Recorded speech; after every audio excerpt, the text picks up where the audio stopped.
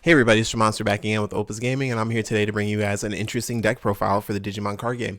It's going to be my tax control list, and the reason that you haven't seen a list like this on the profile as of yet is just because we haven't had access to these cards in North America. This deck actually technically came out with the release of BT9, I believe, in Japan, but for us, we didn't get the same promos as them, so we haven't been able to build this deck. I can tell you because I took a lot of different tax control lists and tried them as security control variants, and it just kind of never worked out no matter what you do. But when I get into the deck profile, we'll run through some of the combos and stuff that makes it tax control. But for those of you who have no idea what I'm talking about, tax control is a variant of security control, and what it does is it really does focus on taxing your opponent out of what they can do for the turn. So playing things like Purple Mimi, Purple Kari, and Tamers like that to control what your opponent does, and then it has a pretty interesting finish as opposed to playing security control. So before we get a super deep dive into the deck profile and talk about all the different engines and the different mainly just engines that we get access to now, if you guys aren't subscribed, drop a sub down below. I'd really appreciate it. Leave a like, leave a comment, but all that stuff helps me grow. If you've been seeing my content and you enjoy my content, definitely sub, because it's just gonna be more deck profiles, more Digimon, One Piece. We're playing all the Bandai card games over here, so we're not even gonna run through all of them. Just know that we play everything Bandai. But yeah, no, that's gonna be most of it. And then once we hit 1,000 subscribers, we're really trucking away. We just hit 650 subscribers earlier today, so that's really exciting. But we're just trucking down the line. Once we hit 1,000 subscribers, we're giving away event packs for Battle Spirit Saga. We're giving away super pre-release cards or decks for One Piece. We're giving away event packs for Digimon. So I'm just really excited to bring that all to you guys once we hit 1K. But enough with that. Let's get into tax control. Alright, moving into the deck profile portion of the video, we're going to be starting off with our egg, which is going to be Viximon. Viximon we're going to be running as a 4 of, and the reason that we're running Viximon and Viximon by itself is that the inheritable effect to draw a card whenever you play out a option card that costs 2 or more is actually really detrimental in the mid and late game. Not running yourself out of resource is something that it was a problem for security control in the past, and it's really been remedied with the new kind of low end engine that the deck gets. So Viximon is a very powerful card, and I actually have really been enjoying playing security control with that as my egg now, because it really feels like my egg actually does something other than just like Salamon, swing, maybe draw a card, sometimes not. Moving on to our new level 3 Digimon, this is going to be Heresimon. Heresimon's going to be the new security Digimon that we got, and this is the reason that we're able to play this deck. The long and short of the combo that you play with this card is that the security effect is when it's checked in security after the battle, give one of your opponent's Digimon security check +1 or -1, sorry, and then you add Heresimon to your hand. There's other cards in the deck that allow you to Digivolve it and raise it up, and then you put in your security. And just by placing it in security, you kind of dull your opponent out of being able to get a lot of checks in, right? So you can really stall your opponent out in the mid game. And Heresimon has been just very nice for security control, because you really do feel how much you kind of dull your opponent on how much of offense they have, as well as just being a level 3. The consistency on the Digivolve and draw is just really there. So we're jumping straight from level 3 to some of our level 5s here, or all of our level 5s. We'll go through the engine kind of one by one, because all the level 5s are important and they all do different things. Magna Angemon has been a security control staple ever since security came out as a deck, so there's not too much to explain here. We're on 3 of it to fit in a new card, and the new card is Gokumon. Gokumon is actually a really cool card for security control. The inheritable of when attacking to give one of your opponent's Digimon security check -1 is great, but while your opponent has a Digimon with security check plus or security check minus, he can come out for a reduced cost of 3, or his play cost is reduced by 3, which makes it 3. And that's just fantastic to be able to play level 5 and then just Digivolve until level 6 because you gave your opponent security check -1, or they raise up a Digimon with security check plus, has actually accelerated this deck like quite a bit. And playing such a big level 6 engine in the deck is actually very important to have a good amount of level 5s, as well as like kind of just a healthy amount of them to see throughout the game. So that's why we're playing Gokumon. It's been a really nice add, and I'd really actually like to add a second one, I think. But we'll see where the deck profile goes down the line. Next up, we have Maycrackmon Vicious Mode. This has been a pretty big security staple ever since Purple Yellow got introduced. This card is fantastic. It does help you clear your opponent's Digimon when they have a wide board of small Digimon, but really and truly, it's just a purple Digimon to Digivolve on top of. It's an easy target for some of your summoning effects in the later parts of the deck. But the other part of it is the on deletion to gain 2 memory is actually fantastic. Maycrackmon is It's just a pretty good card. There's not too much to say about it, but it really fills in a lot of slots, and having access to Digivolving into a purple level 6 is very important because a lot of times that's how we finish out the game. So that's the reason that we're on 3 of it instead of 2. All right, getting into the level 6 engine here. We're going to start off with Venusamon because Venusamon is actually really good. Venusamon's effect is when Digivolving, you're able to give all your opponent's Digimon security check -1, and then on your opponent's turn, all their Digimon with security check anything can't activate their when attacking or when Digivolving effects, and they're not able to attack her. So if your opponent does have suspended Digimon and you have this effect on board, you can attack into one of their suspended Digimon without fear of her getting attacked into, which is really good. But she's just a floodgate for you to go into on level 6 because you do play a good amount of level 5s, and lots of times hard playing a level 5 will get you someplace, so being able to Digivolve onto that on the next turn is actually really good. And Venusamon has proven to be a pretty perfect level 6 to kind of just sit on in security control. Next up, we have Kuwagamon Maid Mode. This card is not a new card either, but this card is a new part of the combo. This card is actually very, very gross with a long combo.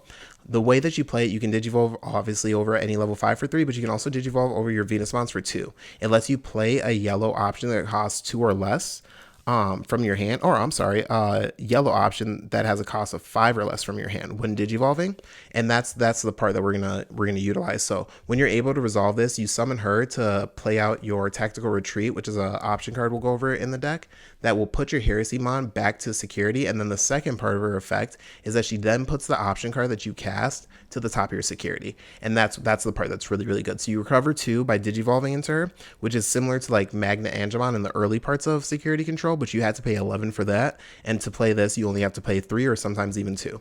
So it is a multi-card combo. Sometimes you just Digivolve into her to play some of your other options, but Maid Mode is a fantastic combo piece. Getting into our level 6s for the purple side, like I was talking about earlier, we have Digimon and Creepymon. These are here to finish the game out by decking your opponent out. That's what the deck kind of comes down to. You have a lot of stally and grindy parts of the deck that kind of make it so you're not just reliant on security bombs hitting and removing your opponent's Digimon.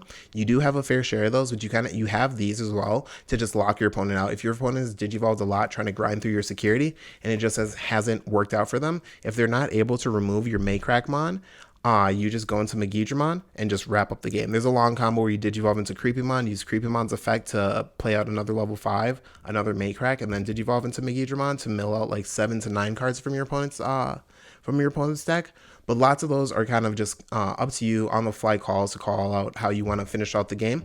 But a lot of times it just kind of comes down to going into Digimon for the win. So if I had to give you one tip is always play to that out. If you have ways to like burning your memory boost or things like that throughout the game, I would hold it for the last turn because you always have a way to just kind of wrap out your opponent. It doesn't really matter how much memory you give your opponent because you're playing security control and you can just really whittle out what they're able to do, especially with tax control. So the next card that we have is our level 7, which is DeathXmon. We're only playing one of it. DeathXmon is a really good card. We just are struggling very hard with space in the deck, so we're only playing DeathX as a one of. Oh, sorry about that, guys. I just smacked my camera holder. Moving on from that, we're going to move into the Tamers here, and this is the tax, part of the tax control. This is a very common like engine you've seen a lot of times in security control, but we're playing 4 of the Mimi, Tachikawa, and 3 of the Kari. Mimi, you tap it to gain a memory when either you or your opponent are playing an option card, and that's fantastic because if your opponent is very reliant on option cards in decks like any X antibody deck, you can tap a Mimi and just to burn them out of their turn, right? To tax them out of their turn, and that's kind of where it comes in. But honestly, it comes in against any deck that plays options. So you use Mimi as extra tax to limit what your opponent can do on their turns, as well as extend your turns. There is a longer combo, like I was saying before, where you don't burn a lot of your resources. So if you have like a Flame Hell Scythe to bring out one of your Digimon early, and you have a Mimi, you tap out all your Mimis, you play the Flame Hell Scythe.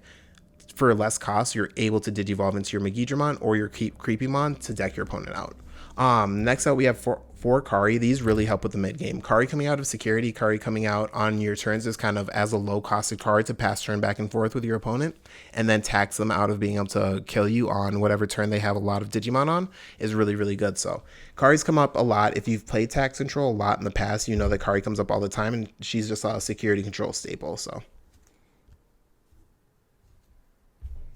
All right, next up we have our memory tamers, and we're just playing one Matt, one Kari. I really like both of these. I really like Matt a lot because if you see one of your game finishers in your security or even a Death Xmon, sometimes you just really want to fish it back. So Matt comes up a lot more than I thought he was going to. And then the next card that I have is Kari Kamiya. Kari Kamiya has been fantastic. It's just a combo piece. Another way for you to kind of bounce your turn back to you if you need to play a card from the trash, or if you have to recover during your turn.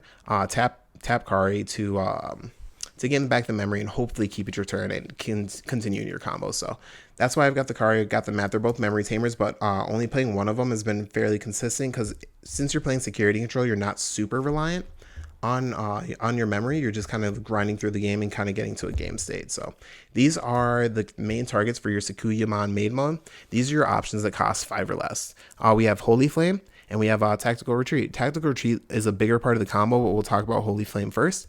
Holy Flame's effect is you give one of your opponent's Digimon security check -3, which is actually a huge amount of security checks to minus something. And then the security effect is all your opponent's Digimon get security check -1. So if you're able to use Sakugamon main mode, Digivolve her to play this, you give one of your opponent's Digimon check -3, and then you put it to the top of your security. And if they are able to check it, all their Digimon get security check -1. So it's very, very defensive, and it fits really perfectly. One thing I was talking to some of my teammates about swapping this to is possibly a Blade of the True, so you can have that extra draw engine, especially with your egg. But it's just something to think about. You are kind of playing more of a deck out strategy, so you don't want to incorporate too much draw into your own strategy. So that's just something to be mindful of. And now for Tactical Retreat. This is a one cost yellow option that says place one of your Digimon on top of your security stack, and it works perfectly with Harrismon. By putting the Harrismon to the top of your security stack, since Harrismon's going to add itself back to your hand, you kind of get this pseudo cycle. So if you just raise the Digimon up, you get a recovery for the turn. You know that you're going to be able to get the security Digimon back to your hand if they have to attack on their turn, and then you get to Digivolve and Raising on the next turn. Tactical Retreat really turns this deck up. If you play it with Sakugamon, you get to Tactical Retreat the Harrismon to be security check, whatever it is, 5 or 6. But then you put on the Tactical Retreat on top of it, which this one's security effect is Recover 1. So they have to swing into the option. The option recovers 1. They have to swing into whatever you recovered it into. And then they swing into the Harrismon, which will give something else security check -1, and then add itself back to hand. So the Tactical Retreat Harrismon Sakugamon main mode combo is really fantastic, and I've been enjoying pulling it off quite a bit. It comes out a lot more later in the game, so it's really about holding your pieces when you see them. But the more you play the deck, the more you kind of feel it out. So that's something to say for sure. Next up, we have 4 of Holy Wave. Holy Wave is a fantastic card. This is just a recover 1. Sometimes you use it to pass your turn. Sometimes you just kind of use it to kind of ground out your opponent. But it's a fantastic recover card with the security effect to recover 1 as well. And it just comes up all the time. It sucks that you can't play it for free off of Sakugamon, but I think that it would be probably a little bit too strong if you were able to. So next up, we have 1 of Reinforcing Memory Boost. This card is fantastic. Combo this card in the late game. You play it in the early game, but combo it in the late game so you have enough memory to go Flame Hell Scythe, fish out the Maycrack out of trash, and then Digivolve until level 6 to deck your opponent out. So holding this for that is fantastic. You can use it for other things as well, but like I said earlier, you're a security control deck, so you don't need to be memory efficient. You can give your opponent a lot of memory, unless you're doing it to not die, like popping this to be able to Digivolve once and recover 2 cards. Next up, we have, sorry about that, we've got 2 Wyvern's Breath here. Wyvern's Breath is really, really powerful. -15 on something is really solid, especially against the new Quartzmon. That's the biggest thing that has kind of come up for me against, because having all my Digimon being able to get swung into and just kind of have free reign on my security by trashing everything, I need to get that thing out of here as fast as possible, as well as playing enough security bombs that can hit it. So playing 2 Wyvern's Breath has been pretty nice for me. We're just going to start organizing this a little bit like this. Sorry, this is going to get a little bit messy here. We'll put this guy down here. We have Lonky Adisko. I don't know how to say this card's name, but you guys all know what this card is. When it gets hit in security and you're at exactly 3 security, it has a crazy effect. But the 2 effects are when you're at 3 or more security cards, one of your opponent's Digimon gets -12 KDP. And if you have 3 or fewer security cards, place one of your opponent's Digimon face down on the top of their security stack. So this is another version of your Chaos Degradation, and it's just it's a very powerful removal spell that you'll actually see yourself use quite frequently. So drop this guy down here. Next up, we've got the 4 Flame Hell Scythe, and spoiler, we are on 3 Chaos Degradation. Three chaos deck, just because I was finding it hard to find room in this, and because it's an ACOS card that you can't resolve with just an egg on board, I opted to play it at 3 of. You don't have to. It's a crazy card that outs Death X, or not Death X Mon. It does out Death X, but it also outs out Quartzmon, and that's really important. But it's just powerful. Next up, we have Flame House Scythe. Flame House Scythe is a mainstay. The main ability of this card is -6k on something on the board. Play out a card with 6k or less DP from your trash, and it's pretty fire. Yellow or purple Digimon, so you can grab any of your level 5s. And just depending on the situation, if this gets hit in security, you can bring out a Magna Angemon, recover 1, and possibly recover into a Security Bomb.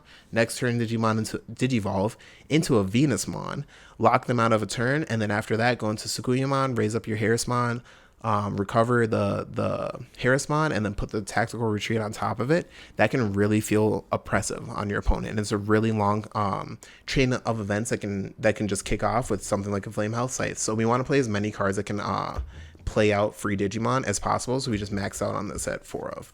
And then the last card that we have is Calling from the Darkness. Just like the Matt Ishida, it can get out your Death X Mons that are checked in security and your Creepymon. So it's actually just a really solid card. Where it comes in mostly, like I was saying, is to pick up the cards, but it does help by popping some of your Digimon if you need to get things off the board. If your opponent is playing like Machine Dramon and they're swinging into your Digimon and trashing your security, you can just get the Digimon that are still on the board from the last turn off the board. You pick up some resources and then you just play options from there. So small things like that, it can come up sometimes, but not all the time, as far as like using it to clear your own board, but it comes up all the time as a resource cycler. So having access to your cards out of the trash, like a Death Xmon, is pretty crazy. Sometimes you can use it as a Hammer Spark with multiple Mimis on the board because it only costs 1 if you need to boost your memory for the turn, and that's something else to think about. So that's going to be my deck profile for my Tact Control deck. If you guys have any like comments, suggestions, or anything like that, leave them down below. But I've been enjoying this deck, just playing a deck that, even though the win condition is decking your opponent out, I actually really like alternate win condition decks. So this deck has been pretty sweet for me so far, so I've been enjoying it. But